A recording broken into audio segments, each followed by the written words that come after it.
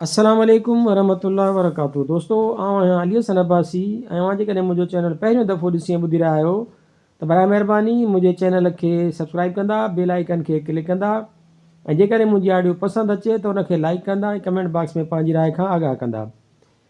किताब जो नालो आहे एहसास ॿाराणियूं कहाणियूं। कहाणीकार अली हसन अब्बासी, छपाईंदड़ आर्ट पब्लिकेशन हैदराबाद सिंध, फरवरी 1994। कहाणी आहे अन्न ऐं ईमान।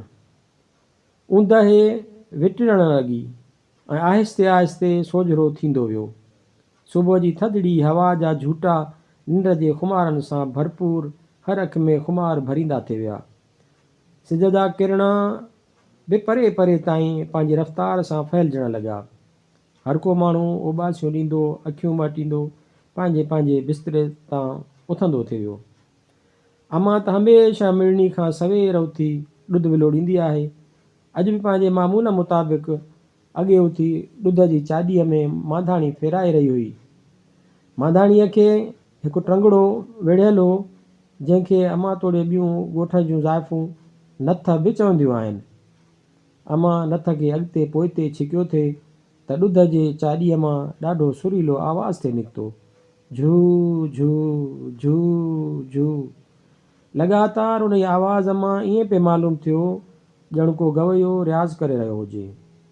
मां बि रिलीअ खे हटाईंदे अखियूं मटे कुणकण शुरू कयो। अमां धौरो मानी, अमां धौरो मानी। मुंहिंजी भेण जेका दाले वटि भरिसां अटो ॻोहे रही हुई, अमां उनखे चयो, धीअ भाणे खे धौरो मानी आणे ॾे। अधी उथी ऐं जारे मां धौरो मानी खणी अची मुंहिंजे अॻियां रखियाईं। मां वटीअ में पियल धौरे जो ढुक ऐं पिंडीअ ते रातो की मानी ॾिसी गुलाब जे गुल ॼां टिड़ी पियुसि। हूअं बि बुखायल जॻहियां जेकॾहिं मानीअ भोर अची वञे त उन लाइ उन खां वधीक ॿी का बि शइ क़ीमती न हूंदी आहे।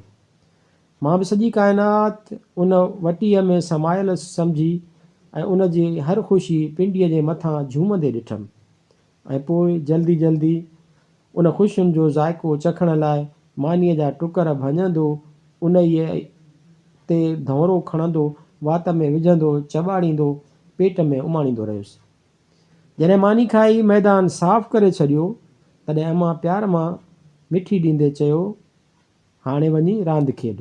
रांझनि ऐं राणी बि उथिया हूंदा ऐं वञी उन्हनि सां रांदि खेॾ। रांझो ऐं राणी बि मुंहिंजे पाड़े जा आहिनि ऐं मुंहिंजा हिक जेॾा आहिनि। राणी रांझूअ जी भेण आहे, पर हूअ मूंखे रांझूअ खां वधीक सुठी लॻंदी आहे ऐं रांझू असुलु किन्नू आहे। हू मूंखे खखोड़ियूं बि कीन ॾींदो आहे ऐं रांदि में बि ड्रोह कंदो आहे। पोइ बि अलाए छो मां हिननि सां ई रांदि कंदो आहियां। हिननि जो पीउ कुझु पढ़ियल बि आहे ऐं बाबा काल्ह ॻाल्हि पिए कई त हू नौकिरीअ जी कोशिश में आहे, उन करे हिन खे ॿियो त को कमु बि कोन्हे। पोइ भला नौकिरीअ लाइ त कोशिशि कंदो। अमां वरी चयो, उथी पुट हाणे ॿाहिरि वञ। अमां जे सॾ ते मां सोच जे समुंड मां ॿाहिरि निकितुसि। खट खां हेठि लहण लॻुसि। हिकिड़ी टंग खट खां हेठि लाथमि ऐं हिकिड़ी अञा खट ते ई हुई त यादि आयमि, काल्ह शाम त हू ॿई रांदि खेॾण आया ई कोन हुआ। सो हींअर वरी किथे आया हूंदा। मां लथुसि ऐं सिधो हिननि जे घर वियुसि। ॾिठुमि त रांझो ऐं राणी ॿई हिकिड़ी खट ते पासीरा लॻा पिया आहिनि ऐं अखियूं पिया था टिमकाइनि। ॿिन्ही जा चप ख़ुश्क हुआ ऐं अखियूं उञायल। मुंहं मां रौनक ख़तमु थी चुकी हुअनि, जिस्म बेसतो थिए लॻुनि। भरिसां संदन माउ बि मथे खे हथु ॾियो वेठी हुई। हीअ बि मायूस ॾिसण में आई ऐं मुंहुं लथल हुअसि। हिन जे चहिरे मां ॾुख जूं रेखाऊं नज़र अची रहियूं हुयूं। संदन पीउ जी बि साॻी हालत हुई। हर तरफ़ ख़ामोशी छायल हुई। हिते त अञा ॼण का सुबुह आई ई की न हुई, या हीअ टुकरी चुरंदड़ पुरंदड़ इंसाननि जे वादीअ खां धार घणो परे हुई। उहो नज़ारो ॾिसी घड़ी पल लाइ त आउं ख़ामोश थी वियुसि। कुझु देरि खां पोइ रांझो ऐं राणीअ जे माउ खे चयुमि, मासी, रांझो ऐं राणी रांदि खेॾणु छो नथा हलनि? रांझोअ जी माउ जे अखियुनि में ॻोढ़नि जो दरिया वहणु लॻो। हिन वीचारीअ खां आवाज़ु कीन थिए निकितो ऐं अखर कीन थियो किलिया। आख़िर बंदि टुटी पियो ऐं कारनि ककरनि मां वसंदड़ मींहं जा हिन जे अखियुनि मां हिक ॿिए पोयां ॻोढ़ा किरण लॻा। मुंहिंजो बि हां भरिजी वियो ऐं ज़रे घटि रोई पियुसि।